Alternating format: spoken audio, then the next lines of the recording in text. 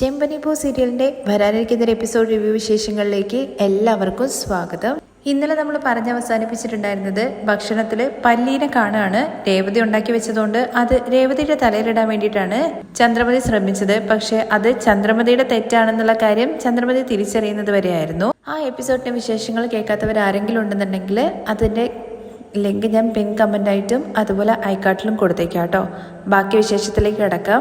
പിറ്റേ ദിവസം രാവിലെ തന്നെ രേവതി അടുക്കളയിൽ ഭക്ഷണമൊക്കെ ഉണ്ടാക്കിക്കൊണ്ടിരിക്കുകയാണ്. അങ്ങോട്ടേക്ക് ചന്ദ്രമതി വരുന്നത് ഇനിയും കാപ്പി റെഡി ആയില്ല എന്നുള്ള കാര്യം ചോദിക്കുമ്പോൾ കാപ്പി ഉണ്ടാക്കി വെച്ചിട്ടുണ്ട്.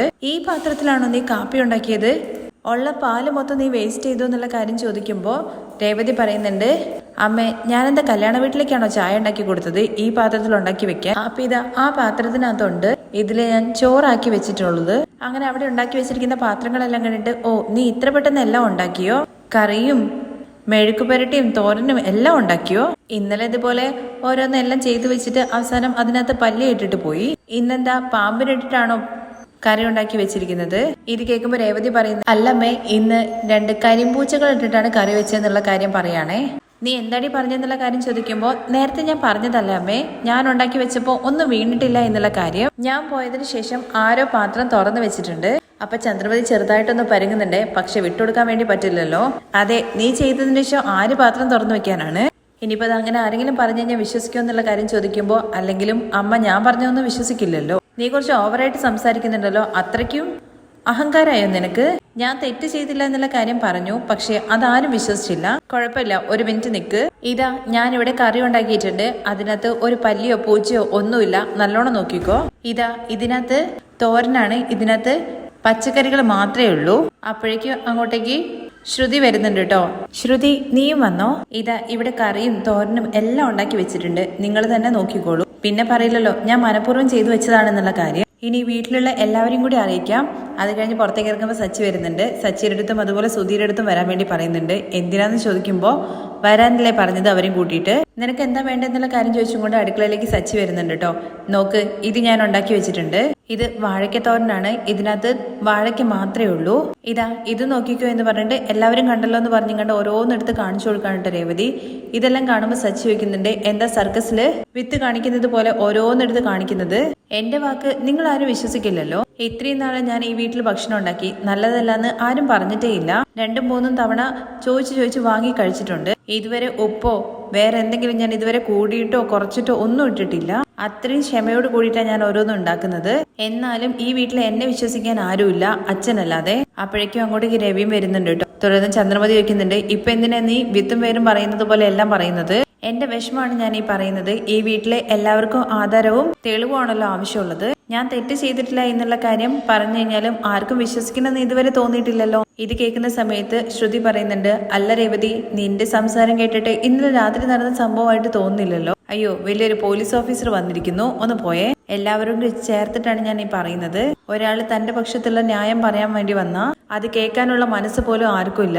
ഇത് കേൾക്കുമ്പോൾ സച്ചി പറയുന്നുണ്ട്, എന്തിനാ ചുറ്റി വളയ്ക്കുന്നത്? നേരെ എന്നെ കുറിച്ചൊന്നങ്ങ് പറഞ്ഞാ പോരെ. ഞാൻ ചുറ്റി വളയൊന്നുമില്ല. ഞാൻ ഇന്ന് ഉണ്ടാക്കിയ ഭക്ഷണത്തിൽ ഒന്നും വീണിട്ടില്ല, നോക്കിക്കോ എന്ന് പറഞ്ഞു, അത്രേ ഉള്ളൂ. അത് ഇന്നലെ രാത്രി തന്നെ കഴിഞ്ഞില്ല മോളെ എന്ന് രവി ചോദിക്കുന്ന സമയത്ത്, എന്തൊക്കെ ചെയ്തു കഴിഞ്ഞാലും എല്ലാത്തിനും കുറ്റം എനിക്ക് തന്നെയാണ് അച്ഛാ. ഞാനിവിടെ പറയുന്നൊന്നും ആരും വിശ്വസിക്കില്ല. കണ്ടല്ലോ ഇവൾ എന്ത് അഹങ്കാരത്തോടു കൂടി സംസാരിക്കുന്നതെന്ന് ചന്ദ്ര പറയുമ്പോ അവൾ അവളുടെ വിഷമാണ് പറയുന്നത്. അത് നിനക്ക് അഹങ്കാരമായിട്ടാണ് തോന്നുന്നത്? അല്ല അച്ഛാ, എന്തൊക്കെയാണെങ്കിലും അവൾ കുറച്ച് ഓവറാക്കുന്നുണ്ട്. ഞാൻ എന്റെ ജോലിയെല്ലാം കൃത്യമായിട്ട് ചെയ്തിട്ടുണ്ട്. ഞാനൊന്ന് പുറത്തു പോയിട്ട് വരാം അച്ഛാ. ഇത് കേൾക്കുമ്പോൾ ചന്ദ്രമതി പറയുന്നുണ്ട്, രാവിലെ എല്ലാം ചെയ്ത് തീർത്തപ്പോഴേ ഞാൻ വിചാരിച്ചു എല്ലാ ദിവസവും പുറത്തേക്കൊന്ന് പറഞ്ഞിട്ട് പോകുന്നു. ഇന്ന് നീ എവിടെ ചുറ്റിക്കറങ്ങാൻ പോകുന്നത്? അമ്പലത്തിലേക്കാണ് അമ്മ ഞാൻ പോകുന്നത്. എല്ലാ ദിവസവും അമ്പലത്തിലേക്കോ? വിശേഷ ദിവസങ്ങളിൽ അമ്പലത്തിൽ പോയി കഴിഞ്ഞു കഴിഞ്ഞാൽ നല്ലത് നടക്കുമെന്ന് പറയും. അത് എല്ലാത്തിനും ഞാൻ നല്ലതിന് വേണ്ടിയിട്ടാണ് പോകുന്നത്. അതെ അതെ, നീ കാരണമാണ് ഇവിടെ നല്ലത് മാത്രം നടക്കുന്നത്. നീ ചെയ്തതൊന്നും പോരെ. അപ്പോഴേക്ക് സച്ചി ചോദിക്കുന്നുണ്ടേ, നീ എങ്ങോട്ടായി പോകുന്നത്? ഇന്നലെയും നൈറ്റിലും അതുപോലെ പോയി. അമ്മയാണെങ്കിൽ അമ്മേന്റെ പാട്ടിന് പോയി. അച്ഛൻ ആര് നോക്കും? എടാ ഞാനെന്താ കുട്ടിയാണോ? എന്നെ നോക്കാൻ എന്താ എനിക്കറിയില്ലേ? അതല്ല അച്ഛാ, അച്ഛന് മരുന്നൊക്കെ കൃത്യമായിട്ട് തരണ്ടേ? എനിക്ക് കുടിക്കാൻ അറിയാം. തുടർന്ന് ശ്രുതി ചോദിക്കുന്നുണ്ട്, ഡെയിലി അമ്പലത്തിൽ പോയിട്ട് എന്താണാവോ ഇത്ര പ്രാർത്ഥിക്കാൻ? അപ്പോഴേക്കും ചന്ദ്രമതി, ഇവൾ എന്ത് പ്രാർത്ഥിക്കാൻ? നാട് നന്നാവാൻ വേണ്ടിട്ടോ. അവള് മാത്രം നന്നായിരിക്കണമെന്ന് അവള് പ്രാർത്ഥിച്ചിട്ട് വരും. ഇത് കേൾക്കുമ്പോൾ രവി ചോദിക്കുന്നുണ്ട്, നീ എന്താ മറ്റുള്ളവരുടെ മനസ്സിൽ എന്താ പറയുന്നതെന്നുള്ള കാര്യം മനസ്സിലാക്കാനുള്ള വല്ല വിദ്യയും കണ്ടുവച്ചിട്ടുണ്ടോ? എല്ലാം അറിയുന്ന ആളെ പോലെ സംസാരിക്കുന്നു. മോളെ നീ പോയിട്ട് വാ. ശരി അച്ഛാ എന്ന് പറഞ്ഞിട്ട് പോകുന്ന സമയത്ത് സച്ചി നീ അവളുടെ കൂടെ പോയിക്കോ എന്നുള്ള കാര്യം പറയണേ. അല്ല അച്ഛാ എനിക്ക് വേറെ പണിയുണ്ട്. കാറെന്തോ വെളിയിൽ എവിടെയോ പോയി എന്നല്ലേ നീ പറഞ്ഞത് എന്നുള്ള കാര്യം ചോദിക്കുമ്പോൾ അച്ഛാ വേറെ കാറുണ്ട് ഞാൻ പോവാണെന്ന് പറഞ്ഞിട്ട് സച്ചി അവിടുന്ന് പോവാണേ. ശരി അച്ഛൻ ഞാൻ പോയിട്ട് വരാം. അച്ഛൻ കൃത്യമായിട്ട് ഭക്ഷണം കഴിക്കണം എന്നൊക്കെ പറയുമ്പോഴേക്കും ചന്ദ്രമതി ഞങ്ങൾക്ക് കൊടുക്കാൻ അറിയാം, ഓവറായിട്ട് നിനക്ക് മാത്രമേ സ്നേഹമുള്ളൂ എന്നുള്ള കാര്യം കാണിക്കണ്ട, പോകുന്നതെല്ലാം കൊള്ളാം, പെട്ടെന്ന് തന്നെ വീട്ടിലേക്ക് വന്നോളെന്ന് പറയണേ. ശരിയെന്ന് പറഞ്ഞിട്ട് അച്ഛൻ ഞാൻ പോയിട്ട് വരാമെന്ന് ഒന്നും കൂടി പറഞ്ഞുകൊണ്ടാണ് രേവതി അവിടെ നിന്ന് ഇറങ്ങുന്നത്. അങ്ങനെ അവൾ പോയതിന് ശേഷം ശ്രുതി ചോദിക്കുന്നുണ്ട്, അമ്മേ അവളെന്താ അവളുടെ പാട്ടിന് പോയത്, നിനക്കിപ്പോൾ എന്താടാ വേണ്ടതെന്നുള്ള കാര്യം ചോദിക്കുമ്പോൾ എനിക്ക് കോഫി വേണം. അപ്പോഴേക്ക് ഇത് കേട്ടുകൊണ്ട് രവി അങ്ങോട്ട് വരികയാണെ പോയടത്തുനിന്ന് തിരിച്ച്. അതിനെന്താടാ നിനക്ക് നിന്റെ ഭാര്യയില്ലേ, എന്താ ഇവനൊരു ചായ ഉണ്ടാക്കാനും പോലും ശ്രുതി നിനക്ക് വയ്യേ, എല്ലാത്തിനും രവി തന്നെ വേണോ, ശ്രുതി നീ വാ ഞാൻ ഉണ്ടാക്കി തരാം എന്ന് പറഞ്ഞിട്ട് ശ്രുതിയും കൂട്ടിയിട്ട് പോവാണേ. തുടർന്ന് ചന്ദ്രമതി പറയുന്നുണ്ട് എല്ലാ ദിവസവും അമ്പലത്തിലേക്കാന്ന് പറഞ്ഞിട്ട് പോകുന്നുണ്ട്, എനിക്കെന്തോ സംശയം ഉണ്ടെന്ന് പറയുമ്പോൾ നിനക്ക് എന്ത് കാര്യത്തിലാണ് സംശയം ഇല്ലാത്തത് ചന്ദ്രേ, നിനക്ക് കാപ്പി കുടിക്കണം അത്രയല്ലേ ഉള്ളൂ, പോയി കുടിക്കി. ഇന്ത്യയിലൊക്കെ പറഞ്ഞുകൊണ്ടിരിക്കുന്നു പറഞ്ഞിട്ട് ദേഷ്യം പിടിച്ചിട്ടാണ് കേട്ടോ രവി അവിടെ നിന്ന് പോകുന്നത്. തുടർന്ന് രേവതി ഓട്ടോയിൽ പോവാണ് കേട്ടോ. അമ്പലത്തിന്റെ അവിടെ കയറി നിന്ന് പ്രാർത്ഥിക്കുന്നുണ്ട്, എങ്ങനെയെങ്കിലും ആ ഫൈനാൻസറിന്റെ മനസ്സ് മാറ്റണം, എന്നിട്ട് സച്ചേട്ടന് കാറ് തിരികെ കിട്ടണം എന്ന് പറഞ്ഞ് പ്രാർത്ഥിച്ചതിന് ശേഷമാണ് കേട്ടോ ഓട്ടോയിൽ കയറിയിട്ട് വീണ്ടും പോകുന്നത്. അങ്ങനെ രേവതി പോകുമ്പോൾ 2-3 അമ്പലത്തിൽ നിർത്തി അവിടെ ഭണ്ഡാരത്തിൽ പൈസയൊക്കെ ഇട്ടിട്ടാണ് കേട്ടോ പോകുന്നത്. അങ്ങനെ ഇനിയും നിർത്താൻ വേണ്ടി പറയുമ്പോൾ ഇനിയും നിർത്തണോ, ആ വേണം എന്ന് പറയണം. അങ്ങനെ പ്രാർത്ഥിച്ചിട്ട് തിരികെ വരുന്ന സമയത്ത് എങ്ങോട്ടോ ടൂറ് പോകുന്നത് പോലെ അമ്പലങ്ങളൊക്കെ കയറി ഇറങ്ങുന്നുണ്ടല്ലോ. ഇനി ഇവിടെ ഒന്നും അമ്പലങ്ങളില്ല, പെട്രോൾ കുറവാണ് മോളെ എന്നുള്ള കാര്യം പറയുമ്പോൾ ഇവിടെ അടുത്ത് തന്നെയാണ് പോകേണ്ടത്, വാ ഏട്ടാ പോവാന്ന് പറയണേ. അതേസമയം ശ്രുതിയാണെന്നുണ്ടെങ്കിൽ മസാജ് ചെയ്യാൻ വേണ്ടിയിട്ട് ആ ഫൈനാൻസറിന്റെ വീട്ടിലേക്ക് ഇങ്ങനെ വന്നുകൊണ്ടിരിക്കുകയാണ് കേട്ടോ. തുടർന്ന് ഫൈനാൻസറുടെ വീട്ടാണ് കാണിക്കുന്നത്. ഭാര്യയ്ക്കാണെങ്കിൽ കഴുത്ത് മുതൽ നടുവരെ ഭയങ്കര വേദനയാണ്.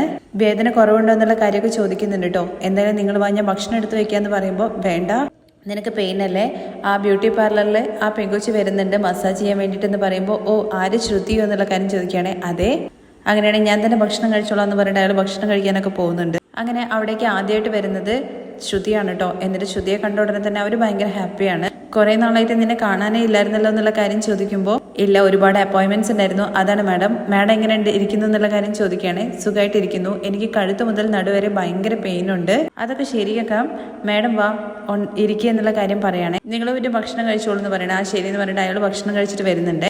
അങ്ങനെ മസാജ് ചെയ്യാൻ പോകുന്നതിന് മുമ്പായിട്ട് പറയുന്നുണ്ട്, ഇന്ന് തന്നെ അവളുടെ വേദനയൊക്കെ മാറ്റണം, ഞാൻ ഒരുപാട് സമ്പാദിക്കുന്നുണ്ട്, പക്ഷേ അതൊന്നും എനിക്ക് വേണ്ടിയിട്ടല്ല, എൻ്റെ കൂടെയുള്ളവർക്ക് വേണ്ടിയിട്ടാണ്, അതുകൊണ്ട് തന്നെ അവർക്ക് ഒരു ബുദ്ധിമുട്ടുണ്ടാവരുത്, എൻ്റെ വീട്ടിലെ മഹാലക്ഷ്മിയെ പോലെയാണ് ഞാൻ കാണുന്നത്, നീ ടിപ്സിനെ കുറിച്ചൊന്നും ടെൻഷൻ ആവണ്ട, നീ വിചാരിക്കുന്നതിനേക്കാൾ കൂടുതൽ പണം തരാം.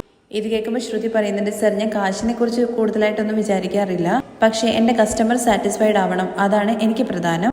സാർ ഒന്നുകൊണ്ട് ടെൻഷൻ ആവണ്ട, കുറച്ച് സമയം കഴിഞ്ഞ് കഴിഞ്ഞാൽ മാഡം ഇവിടുന്ന് ഓട്ടോ ഓടും, അത് സാറിന് കാണാം. അങ്ങനെ നിന്റെ കാൽപാദത്തിന് വേദന ഉണ്ടല്ലോ എന്നല്ലേ പറഞ്ഞെന്നുള്ള കാര്യം ചോദിക്കുമ്പോൾ അതിനെക്കുറിച്ചും കൂടി പറയണമെന്ന് പറയണേ. അപ്പം ആ ഫൈനാൻസറിന്റെ ഭാര്യ ചോദിക്കുന്നുണ്ട്, ഇവനെന്താ ഡോക്ടറാണ് എന്നുള്ള കാര്യം. മാഡം ഡോക്ടേഴ്സും ഇംഗ്ലീഷ് മരുന്നൊക്കെ വരുന്നതിന് മുമ്പ് തന്നെ ഇങ്ങനത്തെ സാധനങ്ങൾ ഉപയോഗിച്ചിട്ടായിരുന്നു എല്ലാവരും ട്രീറ്റ്മെന്റ് ചെയ്തുകൊണ്ടിരുന്നത്. ഞാടി ഞരമ്പുകളുടെ വേദന എവിടെയാണെന്ന് മനസ്സിലാക്കിയിട്ട് അവിടെ മസാജ് ചെയ്തിട്ട് ട്രീറ്റ്മെന്റ് ചെയ്യുന്ന രീതിയായിരുന്നു. നീ എന്താ മോളെ TV-യിലെ വൈദ്യന്മാർ പറയുന്നത് പോലെ സംസാരിക്കുന്നതെന്ന് പറയുമ്പോൾ മാഡത്തിന് എന്ത് വേദനയാണെങ്കിലും നമുക്കത് ശരിയാക്കാം. ചൈനയിൽ നിന്ന് പുതിയൊരു ഓയിൽ വന്നിട്ടുണ്ട്, അത് യൂസ് ചെയ്ത് കഴിഞ്ഞാൽ എല്ലാ വേദനയും മാറും. എന്നാൽ കുറച്ച് വില കൂടുതലാന്നുള്ള കാര്യം പറയുമ്പോൾ ചിലവിനെ കുറിച്ചൊന്നും ആലോചിച്ചിട്ട് നീ ടെൻഷൻ ആവണ്ട, എത്ര വലിയ ചിലവാണെന്നുണ്ടെങ്കിലും അത് ഞാൻ വായിച്ചോളാം, എനിക്ക് ഇവർക്കത് റെഡിയായാൽ മാത്രം മതി. അങ്ങനെയാണെങ്കിൽ സാർ നിങ്ങൾക്ക് ഞാൻ ഓഫറിൽ തരാം, 4990 തരാം. ഇന്ന് ഒറ്റ ദിവസം കൊണ്ട് തന്നെ നിങ്ങളുടെ വേദനയെല്ലാം മാറും, സാറിനത് റെക്കമെൻഡും ചെയ്യാൻ വേണ്ടി പറ്റും. അങ്ങനെ അയാൾ അവിടെ നിന്ന് പോവാണ്. നമ്മുടെ ശ്രുതി മസാജ് സ്റ്റാർട്ട് ചെയ്യാണ് കേട്ടോ. അങ്ങനെ നമ്മുടെ രേവതി അങ്ങോട്ടേക്ക് എത്തുകയാണ് കേട്ടോ. രേവതി വന്ന ഉടനെ തന്നെ ഒരാൾ വന്നിട്ട് പറയുന്നുണ്ട്, സാറിനെ കാണാൻ വേണ്ടി ഒരാൾ വന്നിട്ടുണ്ടെന്ന്. ഞാൻ ഇങ്ങോട്ട് വരാൻ വേണ്ടിയിട്ട് ആരുടെ അടുത്തും പറഞ്ഞില്ലല്ലോ, സാറിനെ നന്നായിട്ട് അറിയാമെന്നാ പറഞ്ഞെന്നുള്ള കാര്യം പറയുമ്പോൾ എന്നാൽ അവരുടെ അടുത്ത് വരാൻ വേണ്ടി പറയൂ. അങ്ങനെ രേവതി വരുന്ന കാണുകയാണ്.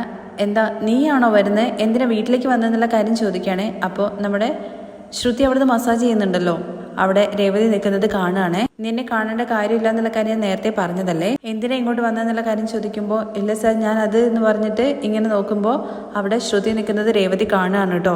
അങ്ങനെ ശ്രുതിയെ കണ്ടിട്ട് ഞെട്ടി നിൽക്കുകയാണ് കേട്ടോ. ഇങ്ങോട്ട് നോക്കി സംസാരിക്കും എന്നുള്ള കാര്യം പറയാണ് രേവതിയുടെ അടുത്ത്. ഞാൻ പറഞ്ഞതല്ലേ കാറ് നിന്റെ ഭർത്താവിനെ തിരികെ തരില്ല എന്ന്, ജോലി ഇല്ലാണ്ട് നടന്നാലേ അവന് ബുദ്ധി വരുള്ളൂ. അങ്ങനെ ശ്രുതി മനസ്സിലാക്കുകയാണ് അവന് ജോലിയും കൂലിയും ഒന്നും ഇല്ല എന്നുള്ള കാര്യം. ഞാൻ ആരാണെന്നുള്ള കാര്യം അവന് അപ്പോഴേ മനസ്സിലാകൂ. സർ അവർ അറിയാതെ എന്തോ തെറ്റ് ചെയ്തു പോയതാണ്, ദയവ് ചെയ്ത് അവരോട് ക്ഷമിക്കണം, കാർ വിട്ടുകൊടുക്കണം സർ. ശരിയായിട്ടുള്ള ജോലി ഇല്ലാത്തതുകൊണ്ട് അവർ ഭയങ്കരമായിട്ട് കഷ്ടപ്പെടുന്നുണ്ട്. പോകുന്നിടത്തൊക്കെ അവർ അപമാനപ്പെടുകയാണ് സർ. കാറ് തിരികെ കൊടുക്കൂ പ്ലീസ്. എന്നാ ഇത് കേൾക്കുന്ന ശ്രുതി, ഓ അപ്പോ സച്ചിക്ക് ജോലിയില്ല അല്ലേ? കാർ ഓണർ പെണ്ണിന് വേണ്ടിയിട്ട് കാർ എടുത്തോണ്ട് പോയി എന്ന് പറഞ്ഞത് കള്ളമാണല്ലേ? ഇത് മതിയല്ലോ സച്ചിക്ക് ഞാൻ കൊടുത്തോളാം എന്ന് മനസ്സിൽ ചിരിച്ചുകൊണ്ട് പറയാൻ കേട്ടോ. അവൻ എന്താ ചെയ്തെന്നുള്ള കാര്യം അറിയോ? അവൻ എന്നെ മേൽ കൈവച്ചു സർ. ഇനി ഒരിക്കലും അങ്ങനെയൊന്നും നടക്കില്ല സർ. ദയവ് ചെയ്തിട്ട് കാർ തിരികെ കൊടുക്കൂ സർ. ഇത് കേൾക്കുന്ന സമയത്ത് ആ ഫൈനാൻസർ പറയുന്നുണ്ട്, നിന്നെ കണ്ടു കഴിഞ്ഞാൽ പാവം തോന്നും, പക്ഷെ നിന്റെ ഭർത്താവ് അങ്ങനെയല്ലല്ലോ. അവന് കുറച്ചുപോലും മര്യാദയില്ല.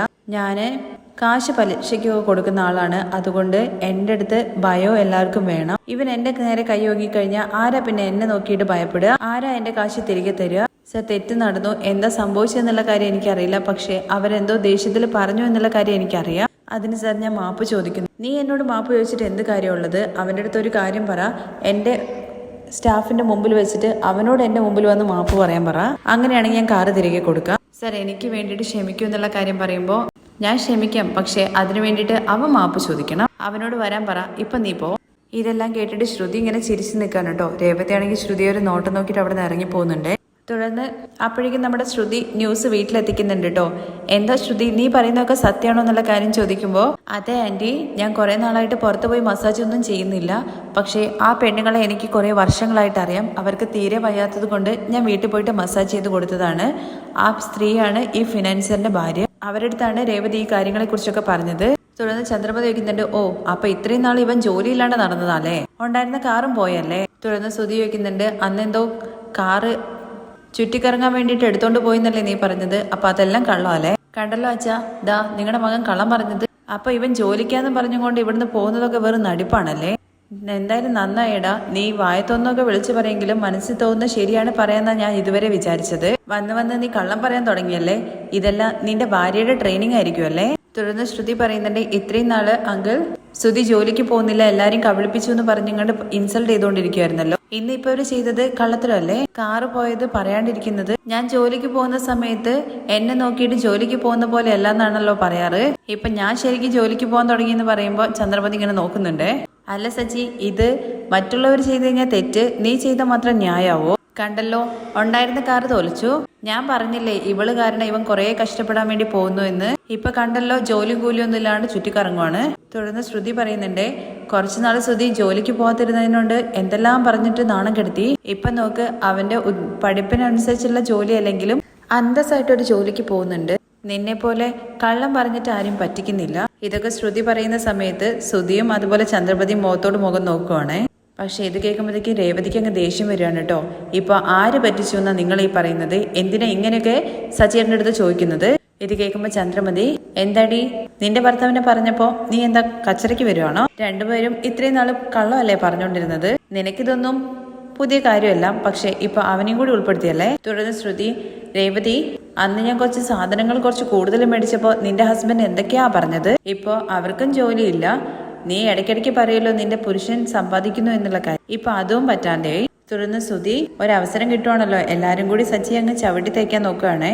ഇത്രയും നാള് അവന്റെ പണം കൊണ്ടാണ് ഞങ്ങൾ ഇവിടെ ഭക്ഷണം കഴിക്കുന്ന രീതിയിലായിരുന്നല്ലോ സംസാരം. ഇപ്പൊ എല്ലാ ചെലവും ഞങ്ങൾ തന്നെ നോക്കണോ എന്ന് കരുതിയിട്ട് നീ ഈ വീട്ടിൽ ഭക്ഷണം കഴിക്കാണ്ടിരിക്കുവോ? ഇത് കേൾക്കുമ്പോ രവി ചോദിക്കുന്നുണ്ട്, നീ എന്താ ശ്രുതി സംസാരിക്കുന്നത് എന്നുള്ള കാര്യം? അവനാണല്ലോ അങ്ങനെ ചെയ്തുകൊണ്ടിരുന്നത്, ഇപ്പൊ ഞങ്ങളും അതുപോലെ തന്നെ ചെയ്യട്ടെ. ഇത് കേൾക്കുമ്പോൾ ശ്രുതി പറയുന്നുണ്ട്, നമ്മൾ എന്തിനാ ശ്രുതി അങ്ങനെയൊക്കെ ചെയ്യാൻ വേണ്ടി പോകുന്നത്? നമുക്ക് അങ്ങനത്തെ മൈൻഡ് സെറ്റ് ഒന്നും ഇല്ലല്ലോ. ഫാമിലിക്ക് ചെലവ് ചെയ്യുന്നതിന് നമ്മൾ എന്തിനാ കണക്ക് നോക്കുന്നത്? തുടർന്ന് രവി ചോദിക്കുന്നുണ്ട്, സച്ചി ഇപ്പോ വാടകക്കാരൻ പോയോ? ഫൈനാൻസർ എടുത്തോണ്ട് പോയെന്ന് പറയാണേ. വാടകയെല്ലാം കറക്റ്റ് ആയിട്ടല്ലേ കൊടുത്തിട്ടുണ്ടായിരുന്നു എന്നുള്ള കാര്യം ചോദിക്കുമ്പോൾ ഫൈനാൻസറുമായിട്ട് വെച്ച ചെറിയൊരു പ്രശ്നമായി. എന്ത് ചെറിയ പ്രശ്നോ? ആ ഫൈനാൻസറെ ഇവരടിക്കാൻ വേണ്ടി പോയി. പിന്നെ എങ്ങനെ കാറ് കൊടുക്കുമെന്ന് ചോദിക്കണ്ടേ ശ്രുതി? ഇത് കേൾക്കുമ്പോൾ സച്ചി ചോദിക്കുന്നുണ്ട്, അതൊക്കെ നിങ്ങളുടെ അടുത്ത് ചോദിച്ചോ? ഇപ്പൊ എല്ലാം പറഞ്ഞു കൊടുത്തില്ലേ, ഇനി അതെങ്കിലും മിണ്ടാതിരിക്കി. ഇപ്പൊ അവളോട് എന്തിനാ മെക്കെട്ട് കയറാൻ വേണ്ടി നിൽക്കുന്നത്? അടുത്ത മാസം നിനക്കും നിന്റെ ഭാര്യയ്ക്കുള്ള ചെലവിന് പൈസ കിട്ടുമെന്നുള്ള കാര്യം അറിയില്ല. ഇനി എല്ലാത്തിനും ശ്രുതി മാത്രമേ ഉള്ളൂ എന്നുള്ള കാര്യം പറയുമ്പോ അമ്മ ഞാനും നിങ്ങൾ രണ്ടുപേരും തന്നെ നോക്കണം. അപ്പോഴേക്ക് സച്ചി പറയുന്നുണ്ട്, അങ്ങനെ ആരും എനിക്ക് വേണ്ടിട്ട് ഒന്നും ചെയ്യണ്ട. ആഹാ, ഈ രോക്ഷത്തിനൊരു കുറവും ഇല്ലല്ലോ എന്ന് ചോദിക്കുകയാണെ ചന്ദ്രപതി. അതാണല്ലോ നിന്റെ ഭാര്യ പോയിട്ട് ഫൈനാൻസറിന്റെ വാതുക്കൽ ചെന്ന് കെഞ്ചി നിന്നത്. മാനം പോയി. സ്വന്തമായിട്ടുണ്ടായിരുന്ന കാറ് ഇവള് കാരണം വിറ്റ് തൊലച്ചു. ഇപ്പൊ വാടകക്കാരും പോയി. ഇനി നീ ജോലിക്ക് പോകാനുള്ള ഐഡിയ ഉണ്ടോ ഇല്ലയോ? അല്ലെങ്കിൽ ഇങ്ങനെ മുഴുകുടിയാനായിട്ട് ഇങ്ങനെ നടക്കാന്നാണോ വിചാരിക്കുന്നത്? കറക്റ്റ് ആണ് അമ്മേ.